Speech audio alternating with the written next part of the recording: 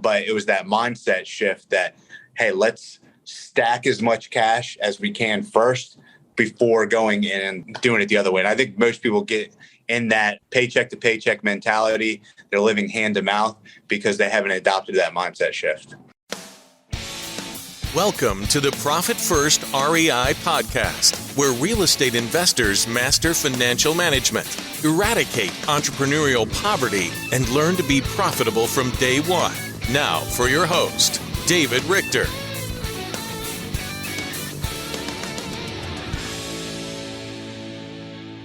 Hey everyone, have another special guest today on the Profit First REI podcast, who is a true believer in Profit First, and he has implemented it in his business. And I believe this has been an impactful book for him and system and process.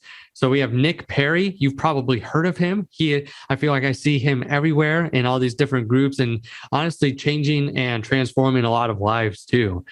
He does the real estate investing business, but he also helps other people to get to where they need to be. And that's what I love to see, is people who are doing it and have been doing it for a long time, and then helping other people get to where they need to be. So Nick, thanks for being on the show today. Yeah, thank you so much for having me. I'm honored and excited to be here and try to provide as much value as I can. Well, you always do. So I know that today will be no different, and we will just dive right into it. So for people who might not know your background or how you got into real estate investing, or like where you are today, like give them just a brief snapshot of where'd you come from, where are you now, and give them that journey. Yeah, absolutely. I started, I grew up in Northern Virginia, right outside of Washington, D.C. My family was all federal government, CIA. And, in my journey growing up, I had been playing sports. I was always active. So my first career out of high school, I was a personal trainer. I graduated school, and rather than going to college, I started personal training. And I realized, I was like, man, all these people around me that I'm training are really successful and they're doing really well. Is it because I didn't go to college that I messed up? And I realized all my wealthy clients, none of them really went to college, and they all own businesses in some capacity, or they were in real estate.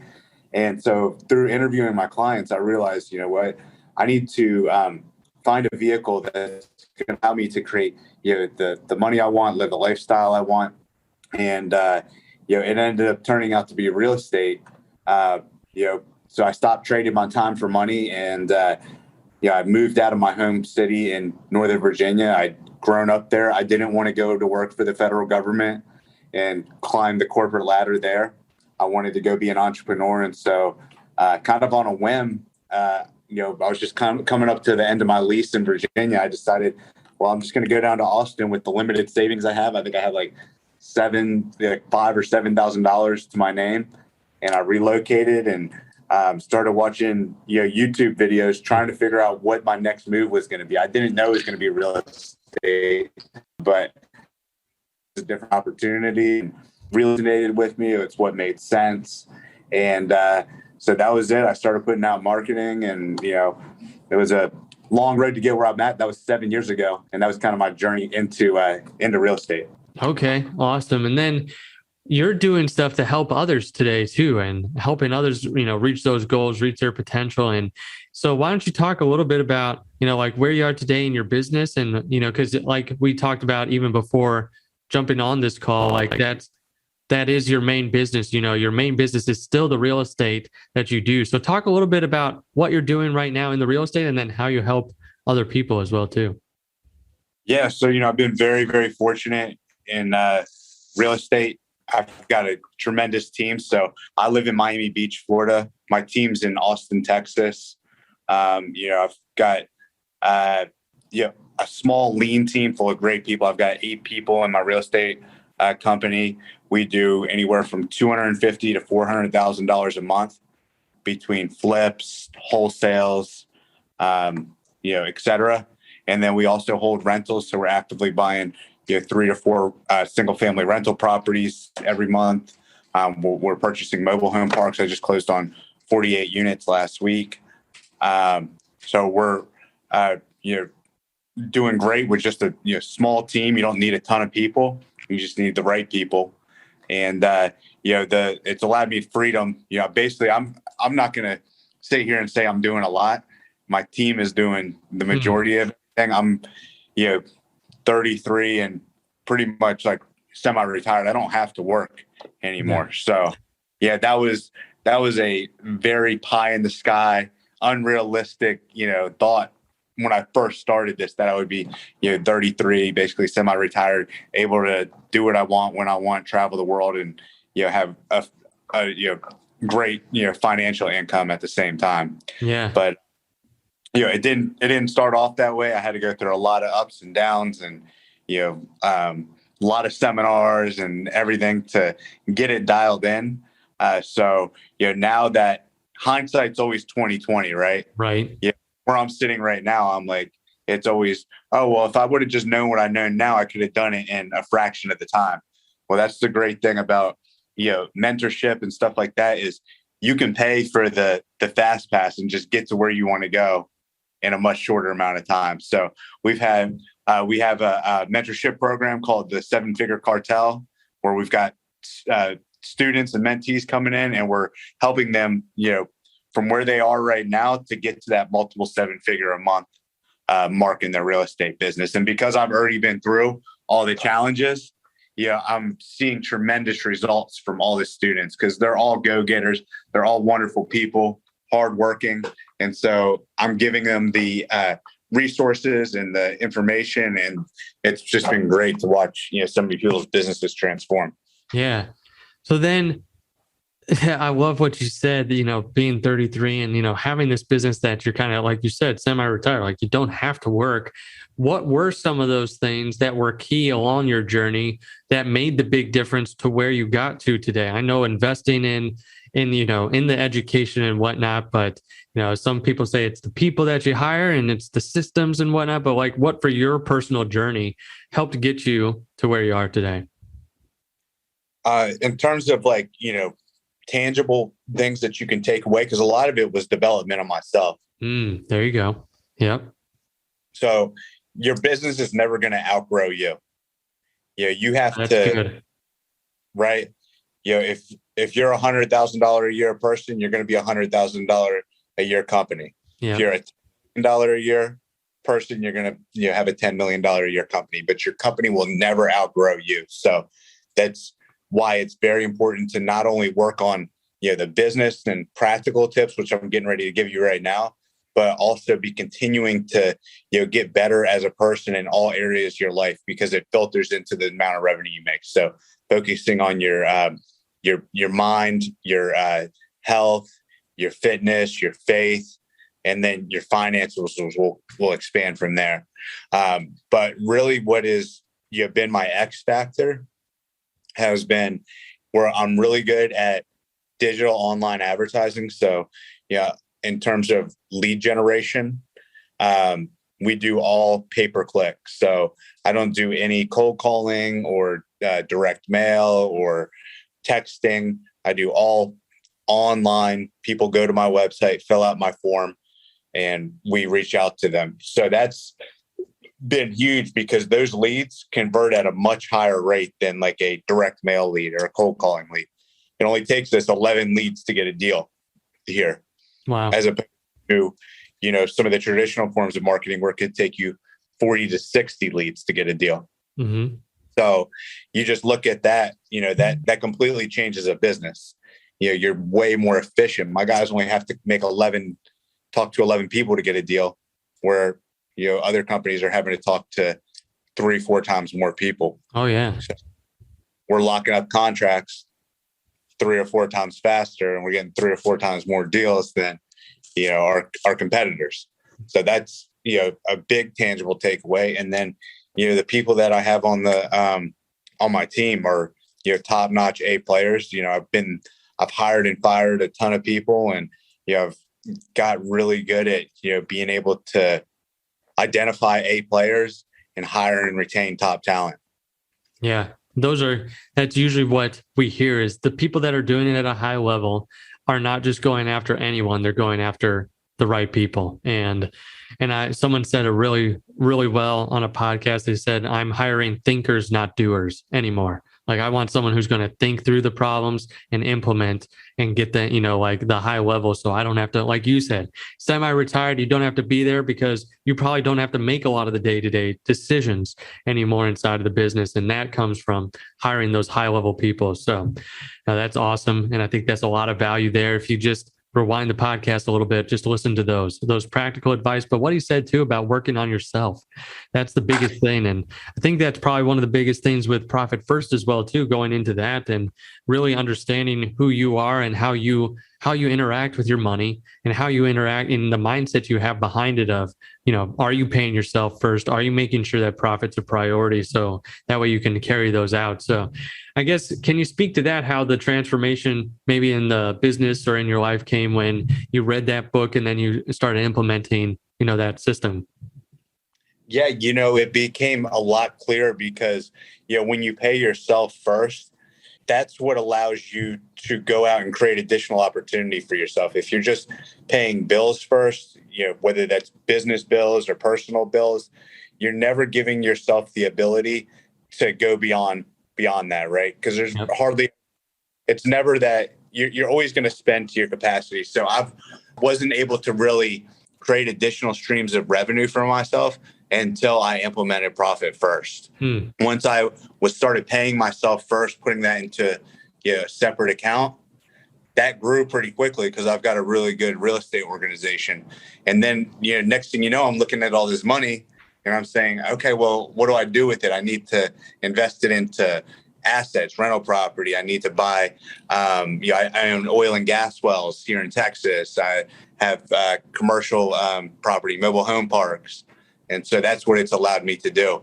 But it was that mindset shift that, hey, let's stack as much cash as we can first before going in and doing it the other way. And I think most people get in that paycheck to paycheck mentality. They're living hand to mouth because they haven't adopted that mindset shift. Yeah.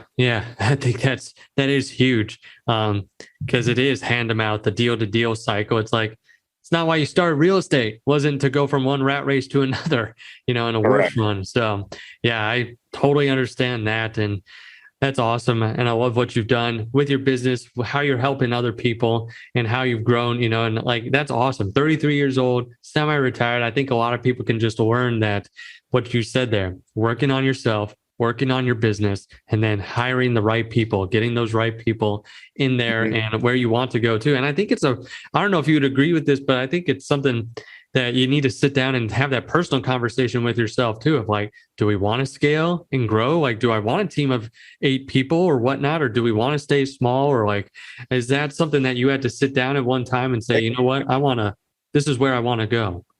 I had 22 people for a good period of time. Yep. And what I realized was we were making a lot of revenue, but we're spending it all too. My margins were very slim because my overhead was through the roof.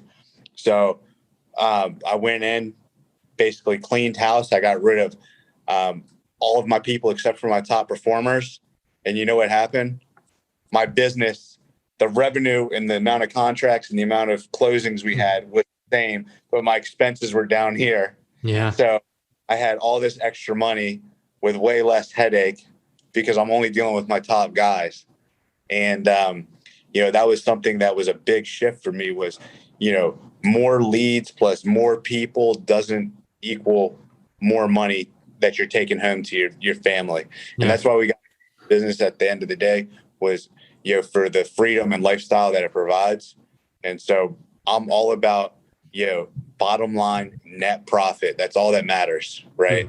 Yeah. Going big gross numbers doesn't mean anything. How much are you bringing home? Yeah, exactly. And I think that's where the profit first mentality is like, that is, we hear it all the time too. We've heard those cliches, like revenue is vanity, profit is sanity, like we hear some of those like sayings and it's like, we got to make that real to us. And that's why I like the system too, because it gives you a system to put that in place and an actual practical way to say like, okay, we are profitable. We are focusing on that bottom line. And it like we go to these events and you hear it all the time, like, oh, we're a $6 million business or whatever. And it's like, okay, but do you have 22 people on the team and it's just all, you're making 6 and 6.5 is going out the door. It's Right. like you got to make sure you're in the right space. So yeah, definitely resonate there. Have heard a lot, of that going, and want to make sure that we get this message out the door. So no, that's awesome. But now with your business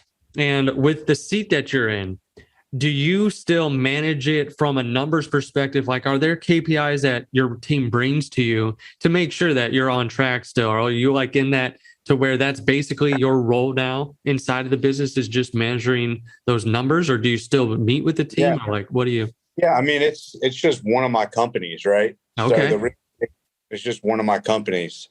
So, I keep an eye on it just like I keep an eye on all my other companies, but I'm not getting in the way. I don't know what's going on with, a lot of the deals we have working.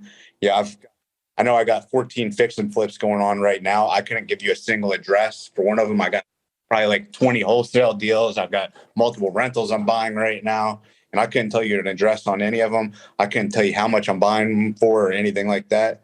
But I do look at, P&Ls. I'm looking at, our weekly scorecards with I have a CEO that sits on top of my real estate company and runs the entire.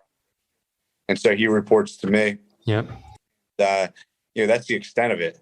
I'm actually here you guys called me. I'm in my office, my real estate office today. I'm usually in my home in Miami Beach, but I still like to come to the office. Like, I'm not here because I have to be here. I'm here because I want to be here. So, yeah. That's awesome. And that's where we've seen a lot of the successful owners are in that box. Like they have a CEO and that manages the day to day and the COO. And then they're reporting to you like the scorecards and the numbers and making sure we're on track, because as the owner, you want to make sure, I've handed it off to the right people and everything's still going well. And that's awesome. And I think that's where most people, when they think of entrepreneurship and real estate investing and the Robert Kiyosaki stuff, and like they think of exactly where you're sitting right now of like, okay, I've got good people in place running 15 rehabs. I don't know the addresses and, knowing that things are going well. So that's awesome. If you could just listen to one thing from this podcast, it is that it's those things that Nick was talking about, those key points in his business that he got in place in the right team, getting lean, that's where our business a long time ago, we were doing like 25, 30 deals a month, but had like 25 people on the team. It's like, there's just too much there. It's like getting to the right place of what is the right size team for you? What is profit? What does that mean to you? And getting to that place. So thank you so much. I just got a couple last questions here. What general advice would you give to the real estate investor listening to this podcast right now? Just, last minute advice here before the podcast. Yeah.